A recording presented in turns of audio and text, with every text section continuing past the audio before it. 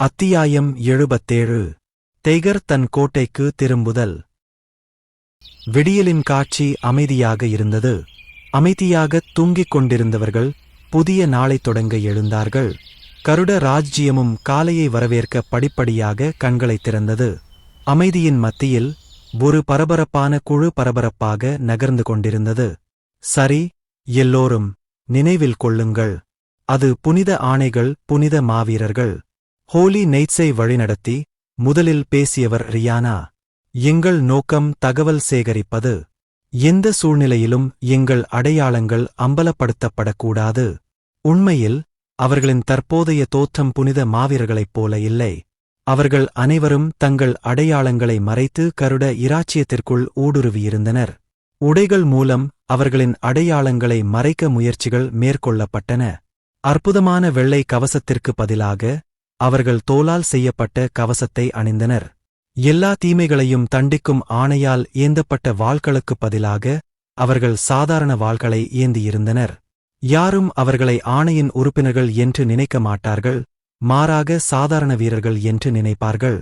யாராவது கண்டுபிடிக்கப்பட்டால் நான் அவர்களை மன்னிக்க மாட்டேன். விரைவில் ஆணைகளின் தூதர் ராஜ்ஜியத்திற்கு வருவார். கருட ராஜ்ஜியத்திற்கு தூதர்கள் சென்றதற்கான காரணம் ஒருபோதும் நல்லதல்ல. இது துறவிகள் மற்றும் புனித மாவீரர்கள் காணாமல் போனதை விசாரிப்பதற்காக இருந்தது. இருப்பினும் புனித ஆணை இதுகூட போதுமானதாக இல்லை என்று கருதி முன்கூட்டியே ஒரு முன்னணிப்படையை அனுப்பியது. இந்த இரகசிய முன்னணிப்படை அவர்களாக இருந்ததால் அவர்கள் அடையாள வெளிப்பாட்டிற்கு உணர்திறன் உடையவர்களாக இருக்க வேண்டியிருந்தது. அம்பலப்படுத்தப்பட்டால் அது வெறும் இராஜதந்திர பிரச்சினையாக இருக்காது, ஆனால் கருட இராச்சியத்தை கையாள்வதற்கான நியாயத்தை அவர்கள் இழந்துவிடுவார்கள். இந்த முன்னணிப் படையுடன் அவர்கள் வந்ததற்கான நோக்கம் இங்கேதான். எந்த தகவலும் இல்லை என்றால் தேவைப்பட்டால் அதைச் செய்யுங்கள். ரியானா ஆணையில் நன்கு அறிந்திருந்தார். புனித ஆணையின் செயல் துணைத் தளபதியாகவும் அதே நேரத்தில் தளபதியின் உதவியாளராகவும் அது சாத்தியமானது.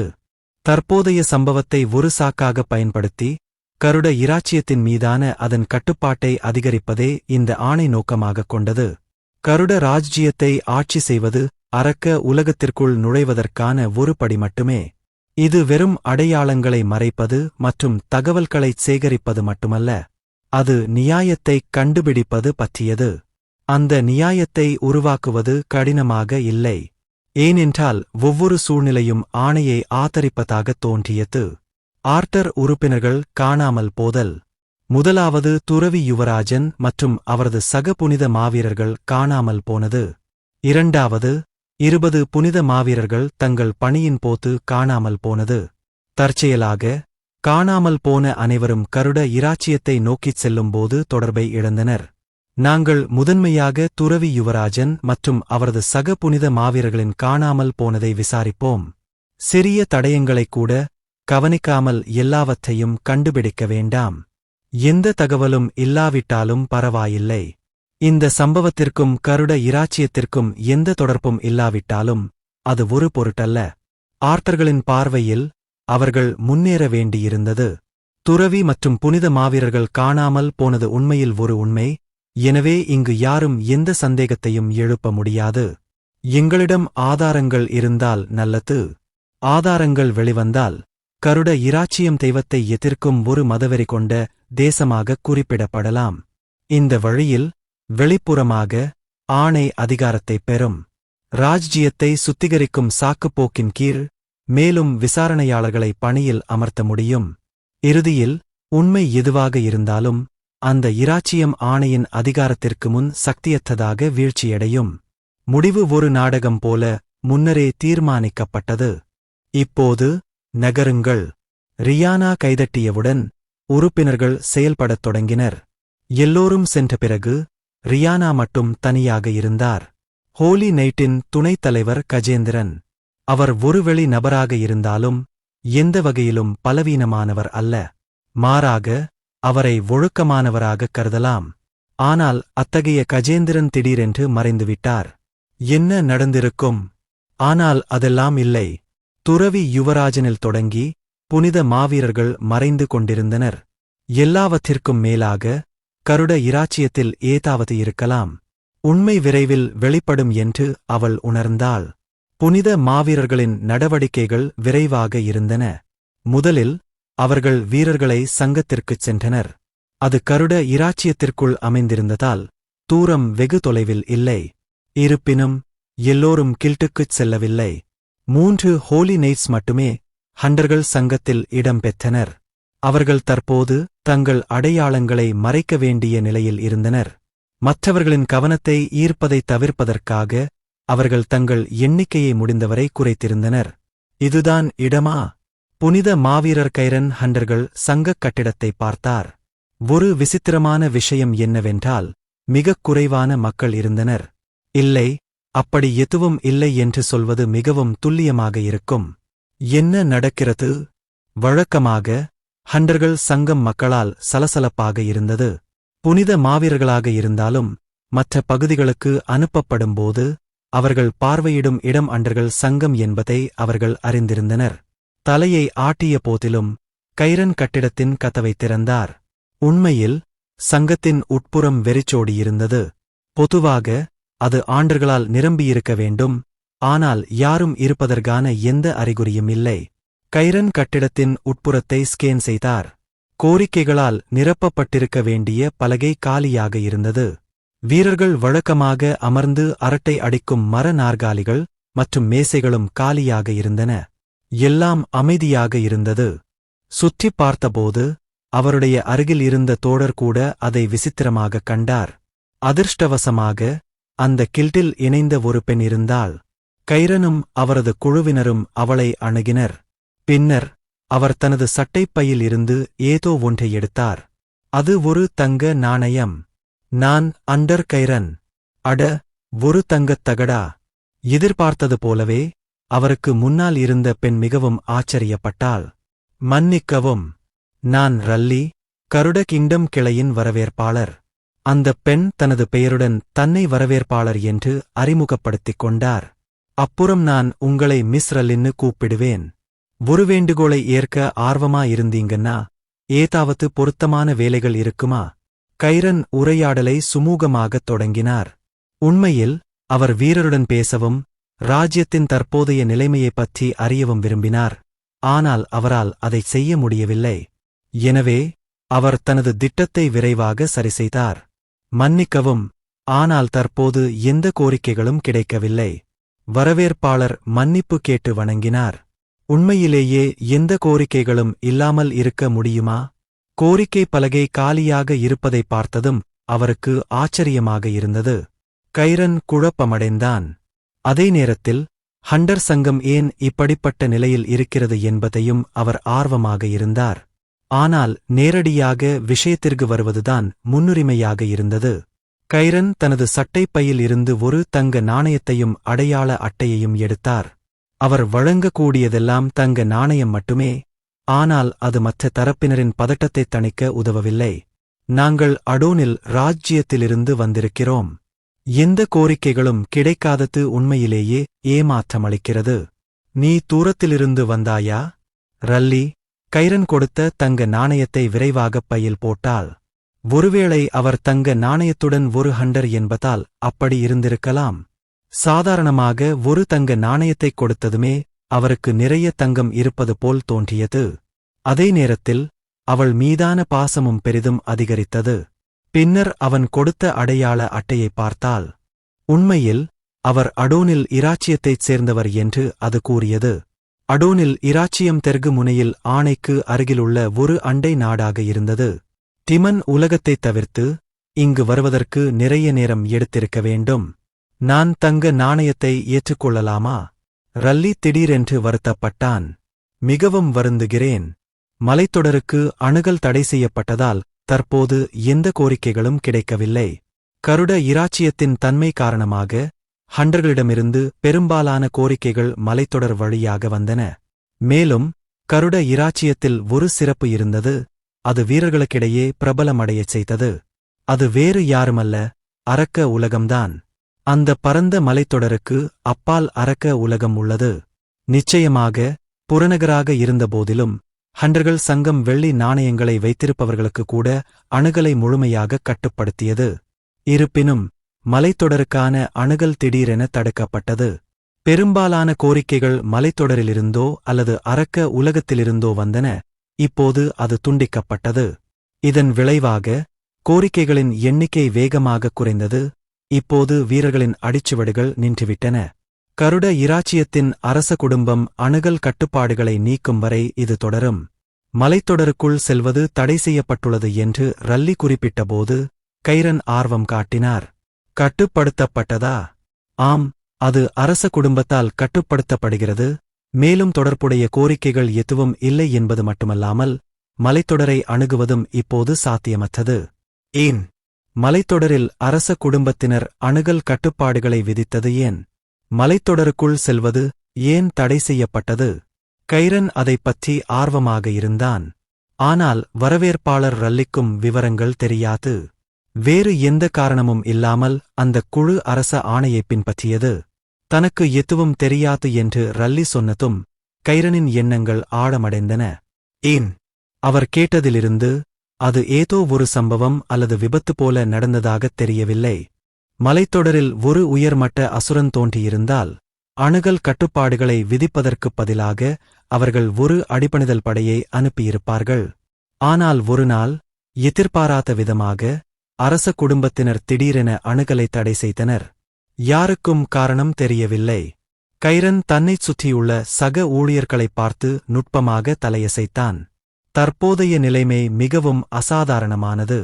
மலைத்தொடருக்குள் செல்வதை அரச குடும்பத்தினர் ஏன் தடை செய்தனர்? துறவிகளும் புனித மாவீரர்களும் எங்கே காணாமல் போனார்கள்? அவர்களின் மனதில் இந்த 2 கேள்விகளும் தொடர்பில்லாத சம்பவங்களாகத் தெரியவில்லை. ஆனால் இப்போதைக்கு அவர்களால் அதை நிரூபிக்க முடியவில்லை. துரதிர்ஷ்டவசமாக மலைத்தொடருக்குள் செல்வது தற்போது தடை செய்யப்பட்டுள்ளது.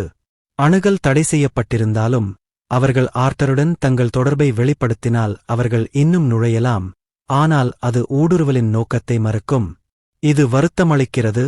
ஆனால் நாம் எதுவும் செய்ய முடியாது. இங்கிருந்து கிளம்புவதுதான் நல்லது.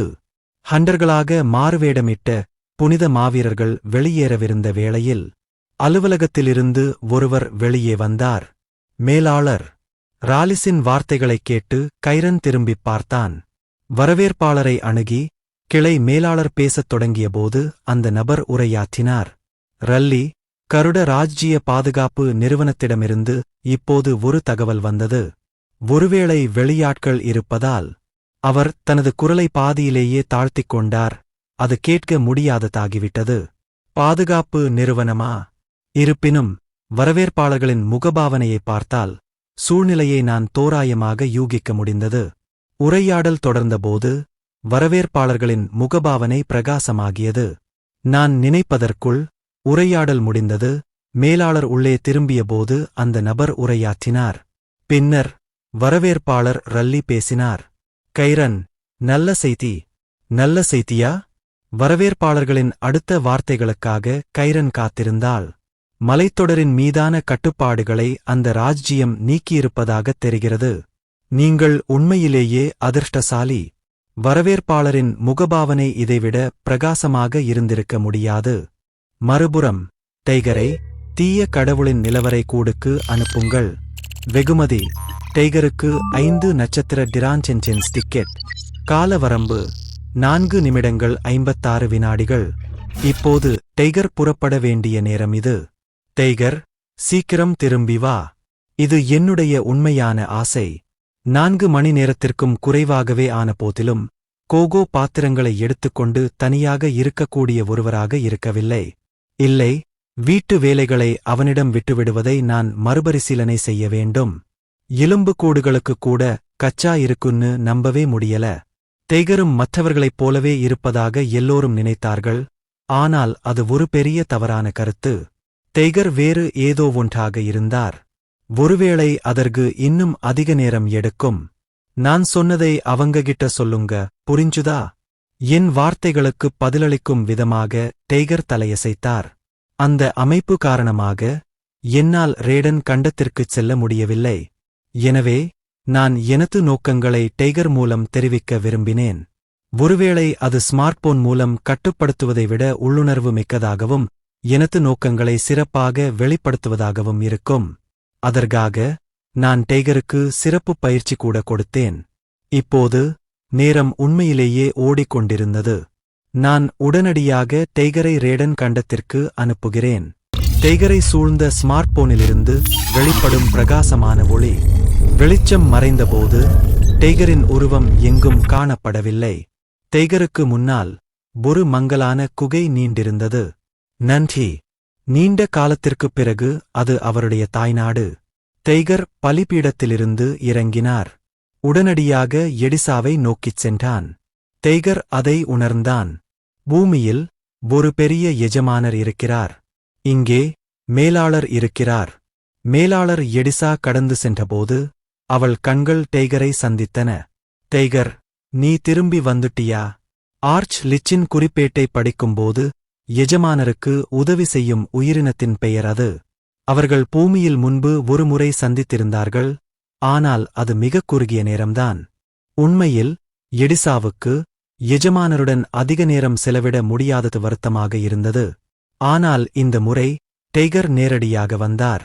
இந்த வழியாவா? எப்போதாவது நீ வருவாய்னு நான் காத்துட்டு இருந்தேன். எடிசா டைகரை தனது அலுவலகத்திற்கு அழைத்தாள். டைகர் அவளை விடத் தாழ்ந்த அந்தஸ்தில் இருந்தாள் என்பது தெளிவாகத் தெரிந்தது. ஆனால் அவர்களின் நிலைப்பாடுகள் வேறுபட்டன. டைகர் தனது பக்கத்தில் இருக்கும் பெரிய மற்றும் மதிப்பிற்குரிய எஜமானருக்கு உதவி செய்யும் ஒரு துணைவரைப் போன்றவர். பொறாமை கொண்டவர். அவளும் போக விரும்பினாள், ஆனால் போக முடியவில்லை. அதனால் அவள் தன் மனநிலையை மாற்றிக்கொண்டாள். எஜமானர்கள் இங்கு வருவதை விரைவுபடுத்துவோம். ஆனால் அதற்கு நிறைய தயாரிப்பு தேவைப்பட்டது.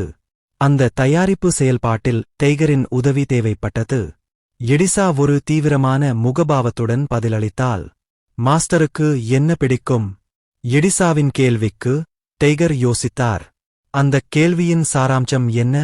பூமிக்குரிய அறிவை ஏற்றுக்கொண்டாலும் டைகரால் சுயமாக சிந்திக்க முடிந்தது.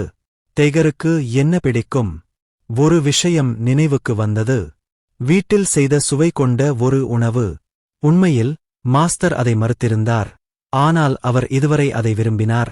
மேலும் அவர் சமைத்த ராமன் நூடுல்ஸ் டைகர் மிகவும் ரசித்தார். அது என்ன அர்த்தம்? அது எஜமானர்களின் கருணை, கீழ்ப்படிந்தவர்களை தேவையற்ற சிரமங்கள் இல்லாமல் கவனித்துக் கொள்வது. சரி, வீட்டிலேயே செய்த சுவை. புரிஞ்சுது. டைகரின் வார்த்தைகளை எடிசா கவனமாகக் கேட்டாள். அப்படியானால் எஜமானர்களின் தற்போதைய ஆர்வங்கள் என்னவென்று நான் தெரிந்து கொள்ளலாமா? எடிசாவின் இரண்டாவது கேள்விக்கு டைகர் மீண்டும் சிந்தனையில் ஆழ்ந்தான். மாஸ்டர்களின் தற்போதைய ஆர்வங்கள். அமைதியாக யோசித்துக் கொண்டிருந்தபோது டைகரின் நினைவுக்கு ஒன்று வந்தது. டைகரின் இனம் ஒரு எலும்புக்கூடு டார்க் நைட் ஆகும். அதன் பெயருக்கு ஏற்றவாறு அதன் உடல் கருப்பாக இருந்தது. ஆனால் மாஸ்டர் அதை ஏதோ செய்த பிறகு கருப்பு சற்று மங்கிவிட்டது. அதே நேரத்தில் டைகர் தனது உடலுக்குள் ஒரு தெய்வீக சக்தி பெருகுவதை உணரத் தொடங்கினார். இவை அனைத்தும் எஜமானரின் சக்தியாக இருந்தன. இருப்பினும் குரு இதைச் சொல்லியிருந்தார். என்ன ஒரு அவமானம்! இன்னும் கொஞ்சம் தெய்வீக சக்தி இருந்திருந்தால் நன்றாக இருந்திருக்கும். டைகர் தலையசைத்தான்.